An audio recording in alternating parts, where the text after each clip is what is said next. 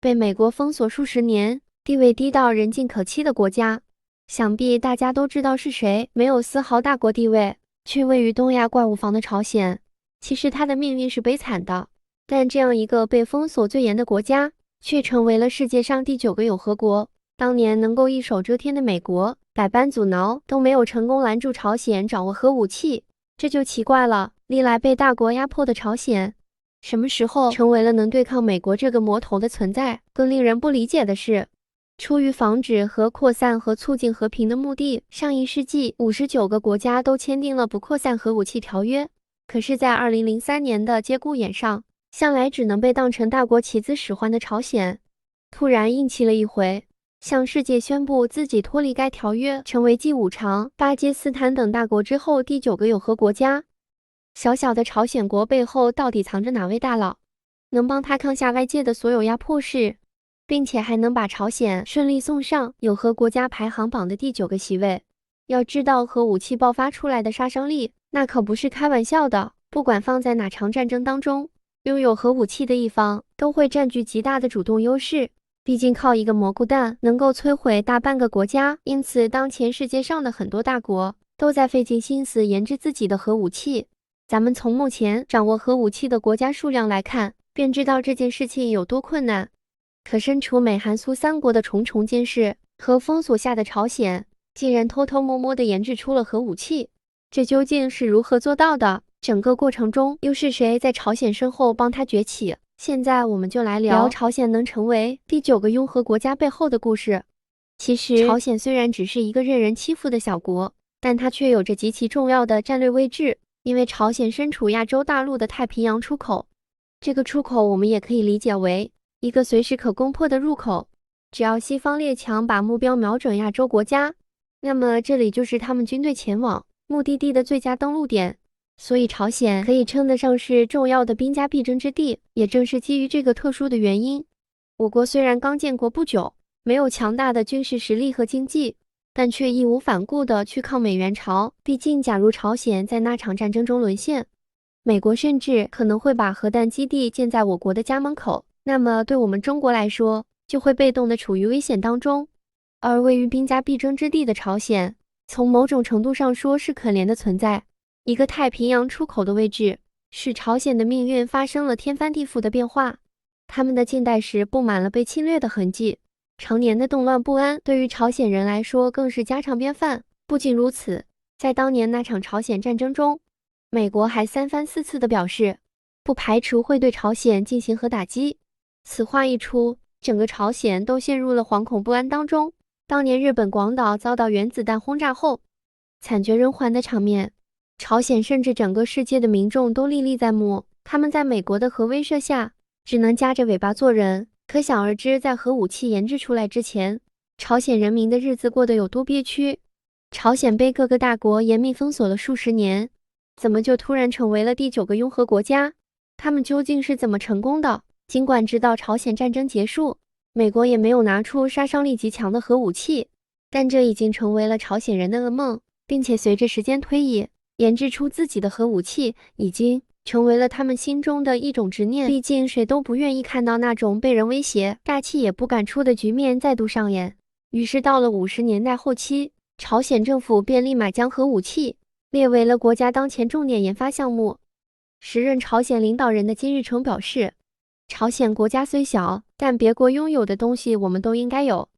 包括原子弹。当然，基于那个时代的国际形势，再加上与美方签订的停战协议，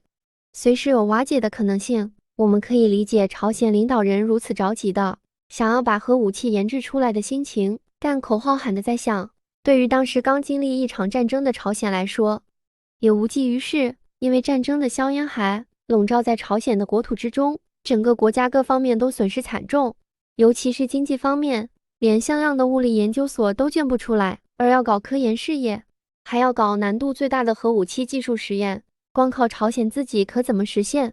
很快，他们就把求助的目光投向了老大哥苏联。正所谓敌人的敌人就是朋友，更何况大家都是社会主义好兄弟。那一时期的苏联虽说一直被美国视为眼中钉，但却风光无限好。可以算得上是与美国齐头并进的军事大国，并且苏联作为世界上第2个拥有核武器的国家，其在军事方面的天赋能力完全不输美国。出于多方面的考虑，苏联最后答应了小弟的迫切请求。1955年，两国成功签订了关于成立联合核研究所的协定，也意味着苏联正式开始帮助自家小弟搞核试验。授人以鱼不如授人以渔。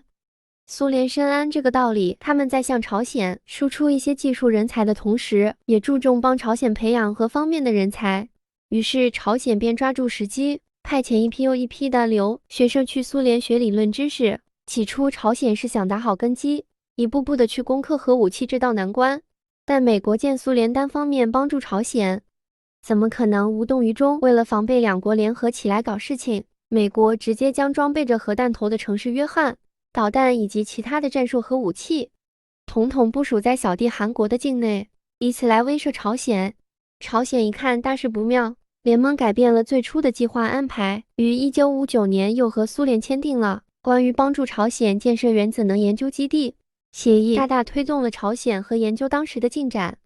根据这个新协议的内容规定，苏联不但会专门派人前往朝鲜进行地质调查，还会在技术支持和人员培训等方面提供更多的帮助。更重要的是，苏联这次还将协助朝鲜建立一座用于核研究的核反应堆。1962年，在多名苏联专家的帮助下，朝鲜终于建立了第一座核能研究中心。当然，这些相关的实验设施跟上了，人才也必不可少。于是，朝鲜立刻趁着与大哥缔结协议之际，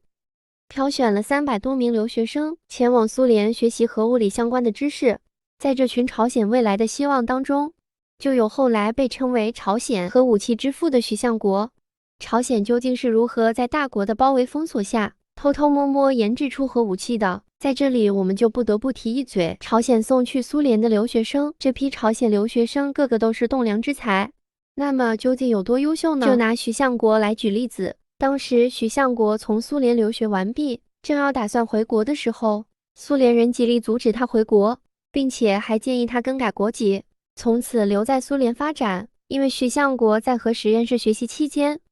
所展现出来的物理天赋实在是令人震惊，但许相国拒绝了苏联专家的提议。回国后，他投身于朝鲜的核建设事业，同时不忘为国家培养了大量的人才。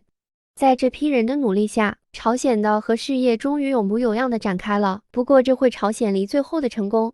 还有着很长的一段距离。1965年，美国通过自家的侦察卫星拍到了朝鲜的氢反应堆，但由于苏联和中国都看着它的一举一动势必会带来不小的影响，也许就会给苏联可乘之机，所以美国不好真正对朝鲜采取什么措施，只能不断派间谍盯着这个国家的研制进度。然而，随着朝鲜加大对这方面的重视力度，美国那边收到的情报也越来越多。直到得知朝鲜已经培育出3000多名核事业人才后，美国再也坐不住了。在老美眼中，朝鲜研制核武器就是小打小闹，掀不起什么大风浪，但美国却不能忍受这样一个小国都产生了想要掌握战术核武器的野心。于是美国挑了个好日子，在联合国上表态，如果每个国家都能随便研发核武器，那么日后一些国家将会利用核武器实施恐怖行动，所以对其进行管控是十分必要的。这一时期的美国在联合国有着很大的话语权，他一发话，身后的那些小弟自然要上前附和。于是防止核武器扩散条约在此背景下应运而生。朝鲜领导人当然看得出来，美国搞这一出就是冲着他来的，打着条约的幌子，想要摧毁他们好不容易才发展起来的核事业，这让朝鲜人如何甘心？但同时他们又没有与之抗衡的绝对实力，陷入两难境地的朝鲜本来都打算妥协了，就在关键时刻突然发现，既然明着不让来，他们可以打地下战了，躲过美国的监视，搞秘密研究。就这样，朝鲜在以美国为首的西方国家封锁下，继续在国内进行着自己的核武器研究。尽管全世界没有一个国家相信他们会研制出核武器，朝鲜也不在意，毕竟等造出来的那一天，他们自会让所有人看见。但这条研制的道路注定困难重重。他们一直以来依靠的老大哥苏联前期确实尽心尽力地帮助他们核事业起步，但却不愿意提供相关的重要核心技术。要是朝鲜想要自己攻克这项技术，起码得再等30年。不过朝鲜并没有就此放弃，并且为自己另谋了一条路。当时的巴基斯坦在核武上也取得了不错的成绩，于是朝鲜积极与巴基斯坦打好关系。值得庆幸的是，巴基斯坦的核武之父凯迪尔将重要的铀浓缩技术出售给了朝鲜。经过朝鲜后来的努力，2006年他们成功试爆了自己的核武器。与巴基斯坦无疑是其背后功不可没的大功臣。总而言之，从朝鲜数代人呕心沥血地研制出核武器一事上，可以看出一个国家拥有自己的武器有多么重要。如果朝鲜当时没有坚持到底，那么将永远不会有出头之日。而朝鲜只有走上独立自主、自我强大的道路，才能不再陷入被他国欺负的境地，